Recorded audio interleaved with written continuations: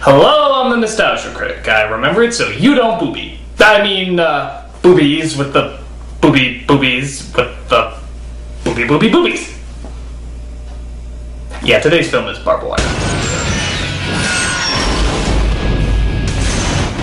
You remember hearing about this? The Pamela Anderson comic book movie about a superhero who also happens to be a stripper? It's just like that god-awful cartoon she starred in, Stripperella. You know, that had the exact same premise of a superhero stripper.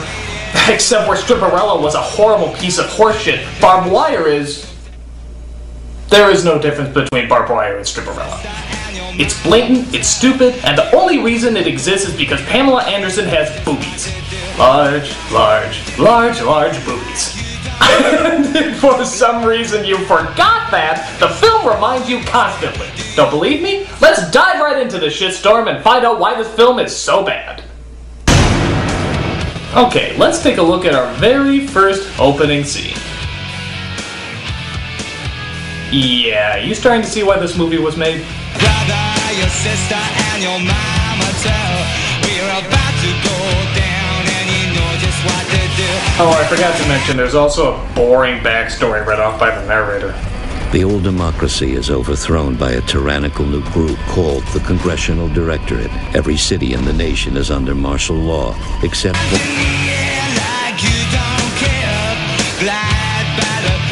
Every city in the nation is under martial law, except one, Steel Harbor, the last free city. A secluded island extremely independent. It is a place marked for chaos and crime, providing a home for a new kind of mercenary. Blah blah blah, the future sucks. Boobies!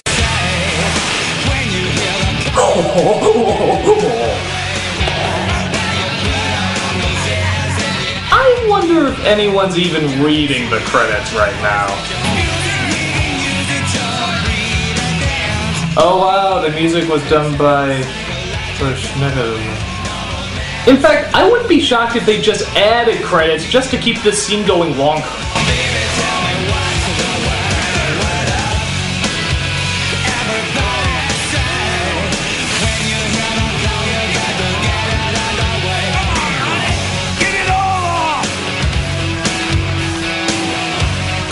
So just when you're praying the whole movie is nothing but this, the plot sadly rears its ugly head. Oh. I know, just try to get it over with. So our hero, Barbed Wire, lives in a festering hellhole known as Steel Harbor, which takes place in the apocalyptic world of 2017. I guess Obama wasn't the change we needed. We see her working at a strip club as she entertains the owner, who I swear is a mix between Peter Lorre and the Fantasy Island guy. What are you doing here? I'm looking for a light. Got one. I don't smoke. Neither do I. I only smoke when I star in something horrible.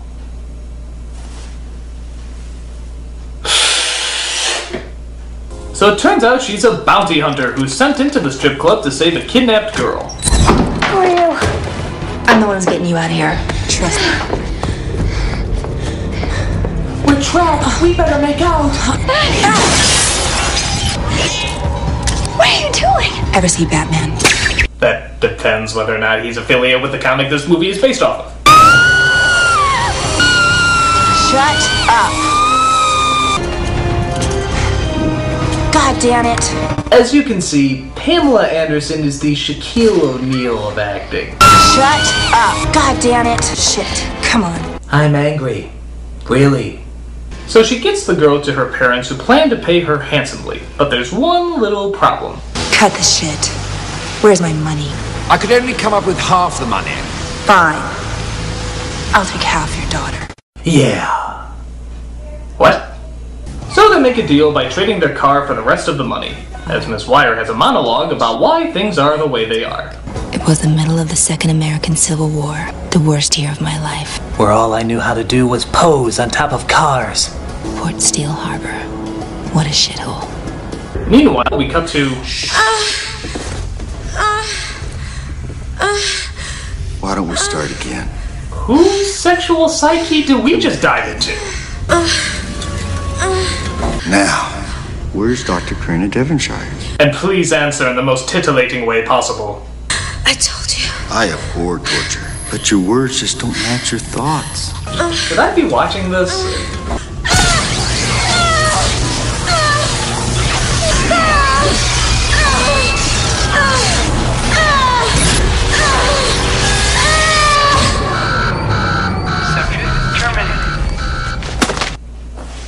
Okay, movie, you clearly have some sexual issues. Tell me, when did these fantasies of torture enter your mind? Well, I think it was when my mom first took me to a strip club. So the bad guy doing all the torturing is known as Colonel Prizer, and he's out to find a scientist named Dr. Cora D. Apparently, she devised some sort of contact lenses that can protect your identity so the government can't track you. This will prove useful to a resistance that is fighting against this fascist government that is currently taking over the world. But enough of that bullshit, here's some more titties.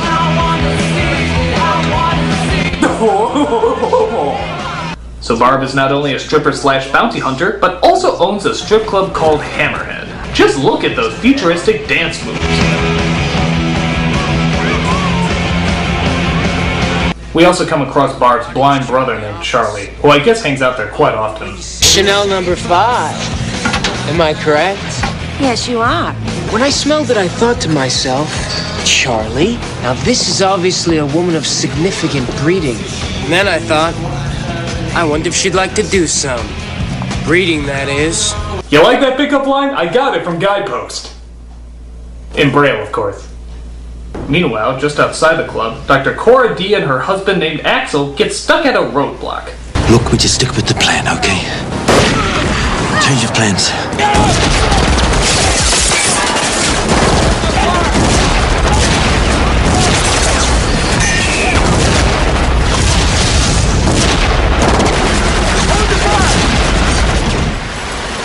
Well, they finally did it. They killed my fucking car. So even though we never see them exit the vehicle and they have nowhere to go, they somehow escape. After that, we see Barb exit the strip club on her way to another job, as she makes her way to another monologue. I had to do a little moonlighting to keep my bar running. Not an easy life.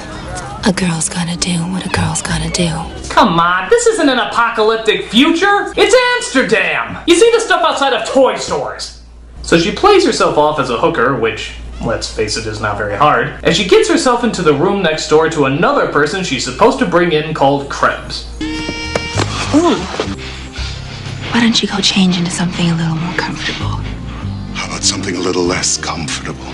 Oh, it's the Lost Stooge, Pervy. Nuggy, nuggy, nuggy, nuggy. Did you wash your hands? No. I was bad. Oh, how'd you know being knocked out was my fetish? So she bursts into the room next door and shoots up a bunch of baddies.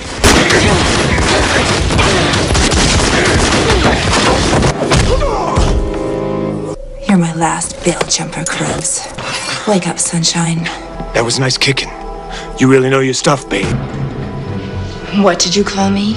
Oh yeah, I forgot to mention, she hates to be called babe. Now slut, hooker, bitch, whore, those are okay. But if you call her babe, that's just sexist. Don't call me babe. Oh, maybe I should have actually attacked her with the knife instead of just standing here. So Barb is also friends with the head of police named Willis, who will often look the other way to her illegal doings as long as he's well compensated. And I do mean well compensated. Of course not. Oh. That's sexual harassment, Chief. And I do have to take it. Listen, Barbara Kopetsky. We could play this little cat and mouse game all night long, but I have more important things on my mind. Like, how the hell do I get out of this piece of shit movie? We then cut to this rather unnecessary moment where some drunk guy tries to get into the club during the day. Just give me my drink. Sir, we're not open yet. I think you've had enough already. Ah, blow me. Okay, dog, blow him. Get her off! Get her off of me! That's Camille. Gives new meaning to the term fetch the balls. Camille outside. Well, enough of that pointless scene. More boobies.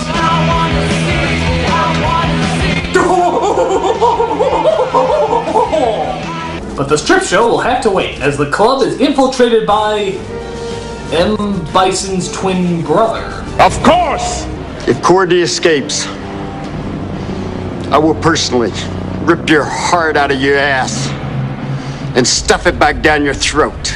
That doesn't make any sense. I will personally rip your heart out of your ass. Right after I rip your lungs from your ears and shove them back in through your nose.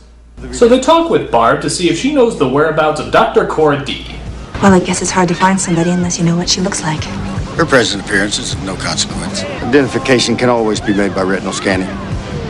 So. Hey, I want an obnoxious close-up too. Excuse me, boss. Trouble in the kitchen.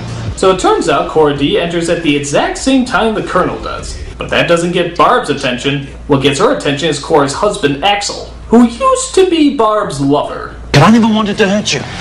And now's not the time to explain. Well, you're 3 years late, Axel. Get out. Don't come back. Wait a minute. Let me recap this. A fascist government is looking for a scientist and spouse working for a resistance who takes shelter in a bar under management by the spouse's ex-lover and a corrupted cop? Now where have I heard that before? Casablanca! I mean, wow, there's like no difference. The plot is literally just Casablanca. Why? Why rip off Casablanca? Did you really think that nobody would notice? Did you think that arguably the most famous romance film of all time was so low on the radar that no one would make the connection? Granted, the titties were a good distraction, but they can only hide so much! I mean, what would Humphrey Bogart have to say about this? Of all the film flubs and all the cinema and all the world, she had to rip off mine. Cocksucking bitch. So, okay, returning to Casablanca 2, here's looking at you, slut. We see Axel talk with Charlie before he confronts Barb. Where's Barb? I don't think talking to Barb's gonna be such a good idea. Too late. 3, 2, 1. Next, I'll do my ABCs.